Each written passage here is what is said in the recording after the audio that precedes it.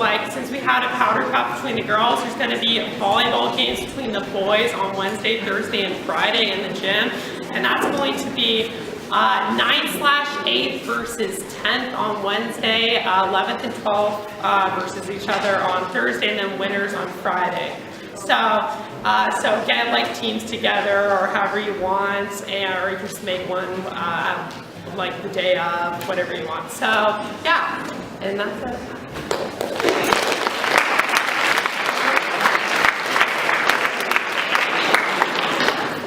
I'm on the hunt for choir blouses.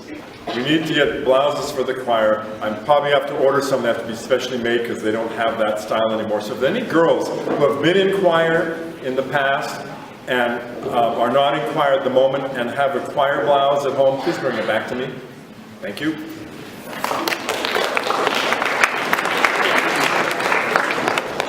Service opportunity I'd like to announce on Thursday, November 21st in Salinas at Sherwood Hall. There's a concert. If you live in Salinas or you're interested in symphony, it's through the Monterey Symphony, Vivaldi Four Seasons. They need some ushers and you get to stay and hear the concert.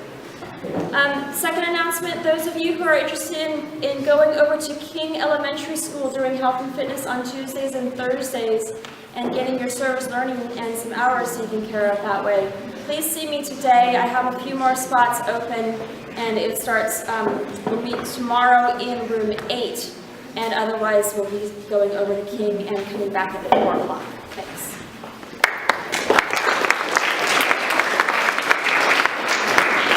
First is just a quick reminder, if you're signing up for dance, it's Tuesday, Thursday with Deanna, and those of you who saw the show know that she's a fantastic choreographer and a great teacher, which brings me to my point. If anybody thought that York did not support the performing arts, this weekend proved them wrong. So very quickly, if you were in the cast, stand up and stay standing. If you were in the crew, stand up and stay standing. Backstage, if you ushered, stand up and stay standing. If you attended as faculty, students, staff, stand up and stay standing. There you go. Give yourself a round of applause.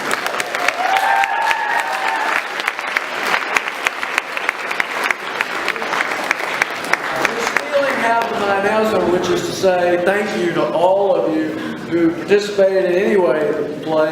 I thought it was a great show, and particularly, of course, to the hard work, devotion, and affection of Madam Director.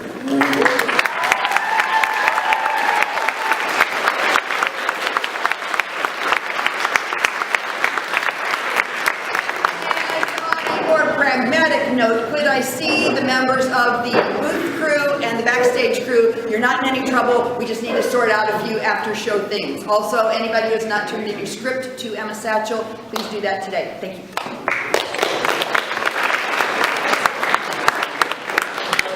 Two exciting opportunities on campus this week. One in the arts on Thursday, another poetry writing workshop with visiting poet Michael McLaughlin.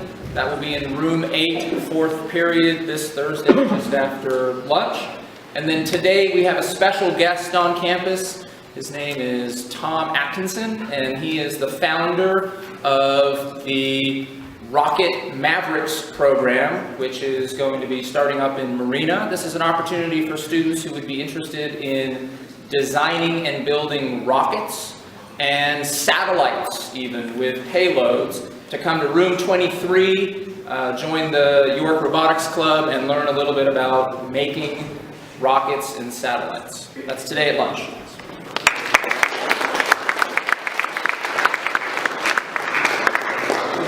A couple of other things. First, you may already be aware, and maybe you've got something clever planned, but I'd like for us to try as a school to do something tomorrow morning at 10 minutes after 9 to acknowledge Sequence Day, the next to the last one in this century, because tomorrow morning at 10 after 9 it will be 9, 10, 11, 12, 13. And that's cool. So if something weird like the fire alarm goes off or something, I'll try to notify you all so that you don't freak out. But you know, how often does this happen? On a more serious note, but historically related to numbers, I think you as students of history know that the armistice that ended the First World War was declared on the 11th hour of the 11th day of the 11th month, almost 100 years ago. And since then, that day, this day, 11/11, has been recognized not only in the United States, but in a lot of other countries in remembrance of not only soldiers in that war, but the men and the women who have given of their lives and of their service to their countries. And so today we want to just take a quick moment, acknowledge that it is Veterans Day, say a thank you as a community to all of those people who have served their country, and ask a couple of people, one student and one faculty member, to add a couple of comments to our brief Veterans Day observation. So, Mr. Daniel?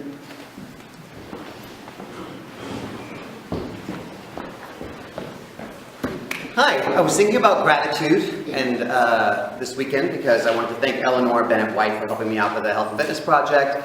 And I got a very nice note from Mr. Brookhauser for thanking me for helping him out while he's happy being a new dad with some of his English classes.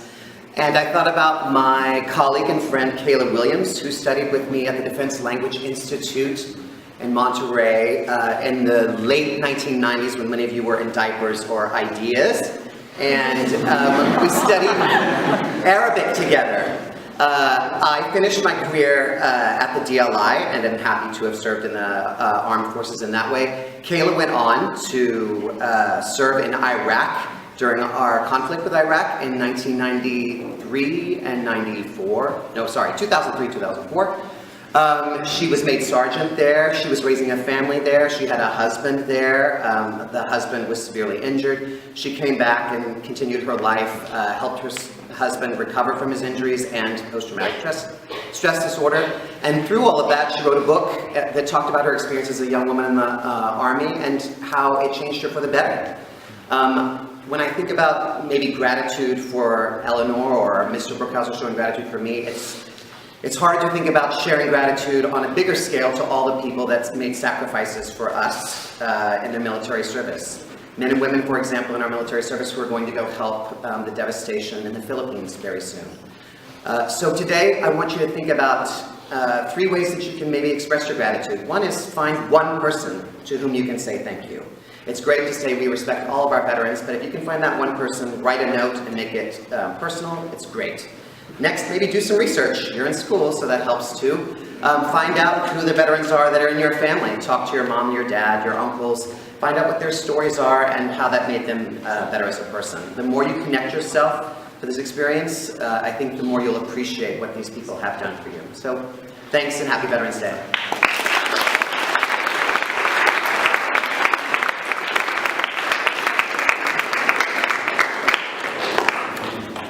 So, with Thanksgiving approaching, the latest discussion among Convocation Committee members was writing letters of gratitude to someone. Ms. Sanford's suggestion of the men and women in uniform was met with unanimous and immediate agreement.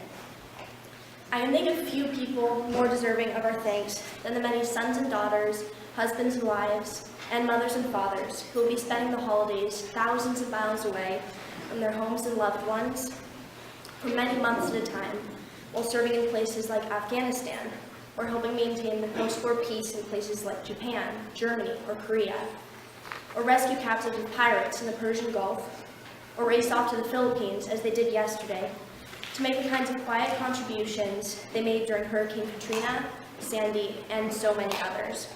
The list goes on. To this day, I listen to the stories of my grandparents, who were my age during World War II. My Oma was working with resistance when the Nazis stormed into her house at 3 in the morning to abduct her father. My Opa witnessed American pilots being executed by the Nazis, who also killed his 14-year-old sister 2 days after the war ended. 68 years later, they still give thanks to the American military for what they sacrificed to give them back their country. My dad used to tell me how much letters from home meant during his year in Vietnam as a teenager, and 20 years later during Desert Storm. But I couldn't relate. How could I? I was way too young. He described how his fellow soldiers would live for mail call, Sometimes it would be weeks in between letters, but every one of those letters would be read and reread dozens of times, over and over, and not just by the recipient. The soldiers would read each other's letters just to feel connected to something from home. But still, none of these stories really registered for me until this summer. For the first time in my whole life, I spent an entire month away from home at a camp. No cell phone, no texting, no email, nothing, except for 30 minutes every single week at a pre-designated time. The month seemed like an eternity, and yes, I cried, but everyone did. And the one thing there that everyone lived for was exactly mail call. And each letter would be read and reread multiple times and shared with everyone else. My dad even started sending letters before I left, just so that there would be something waiting for me when I got there. He made sure the letter went out every single day I was gone. It would include some goodies my mom had baked. My sister would find pictures to add each time, and soon I had an entire wall full of them. I can't really say why, but I still have every single one of those letters and pictures. They will always mean more to me than I can put into words. We have a couple of favorite sayings in our house. Every day is Mother's Day, and every day is Veterans Day. I don't pretend to comprehend what it's like being an American soldier standing guard in Helmand Province tonight while you and I sleep in our warm beds. But I have a pretty good idea from my own experience and from my dad's stories what a letter from anyone in this room would mean to that soldier. Thank you.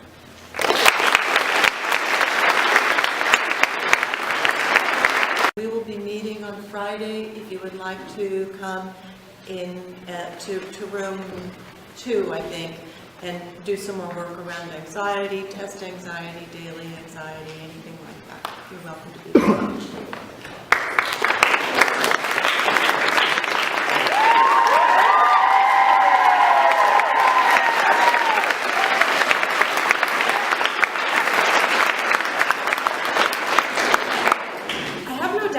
Judge me based on my appearance and ideas all the time.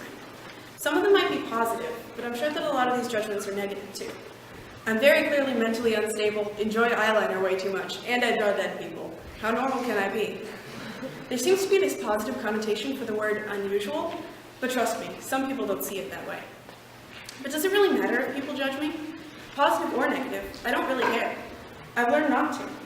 Having a general fascination with the morbid, it's hard for me to be the way I am and not be judged for it. I remember when I first started to draw things that made people flinch and turn away. I believe that negative emotions are more potent and complex than positive ones, and I began to express that through my art. I got the reaction that I wanted. I don't know how much each of you know about me. Regardless, I have a tendency to share too much with people. I say exactly what I'm thinking a lot. Sometimes it gets to the point where I'm surprised I had a thought I didn't actually say out loud. Often I feel like I'm supposed to regret speaking my mind, but the truth is, I like it this way. If you've had a conversation with me, then you've probably heard everything that's running through my mind at the moment. I have no intention of saying anything else or hiding my thoughts from others because that would be hiding a part of myself. There is a holiday on January 10th that more people should know about, called Peculiar People Day. This is a day dedicated to celebrating everything that makes us all individuals.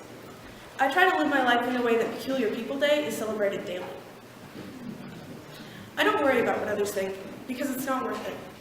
I'm comfortable with who I am and how I express myself. In the end, my opinion about myself is the only one that really matters to me. Actually, I encourage you to judge me. Make all the assumptions you want, good and bad. If you ask me anything about myself, I will tell you the truth, because anything other than the truth would no longer be me. I open myself up to everyone because that's who I am, and I put myself out there so that there's nothing left to be assumed. That's the real me. In a society poisoned by uniformity, have the courage to be different.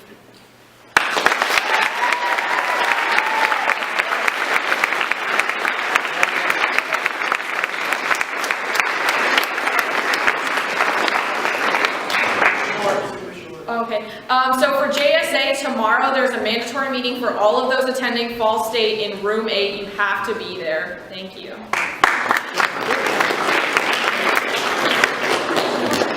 So like Mr. Raymond touched on earlier, we're going to have a robotics club meeting today in the physics room.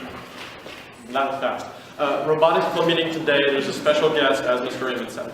If you're in the club, be there. If you're interested in what the person has to say, please come stop by. It's in Mr. Cudis's room at lunch. Make sure if you're a senior to get your gown and cap checked first, whatever's happening there. All right, for soccer we have we are just shy of having enough people for a varsity and a JV team. If you're considering it, if you're wondering about it, if you want to play, please come out. We've got to get the numbers. Thank you. Okay, field hockey, if you want your shorts or sweatshirts, we need your money today or tomorrow. Talk to us if you don't have it today because we have to order them tomorrow. And Key Club, there's a meeting tomorrow in room 4 during lunch. And girls soccer starts today on the other field. Ladies, keep making your hats because you can win dinner for 2 at Fifi's for the most chic hat, or for the most avant-garde hat, you can win dinner for 2 at Crepes to Brittany.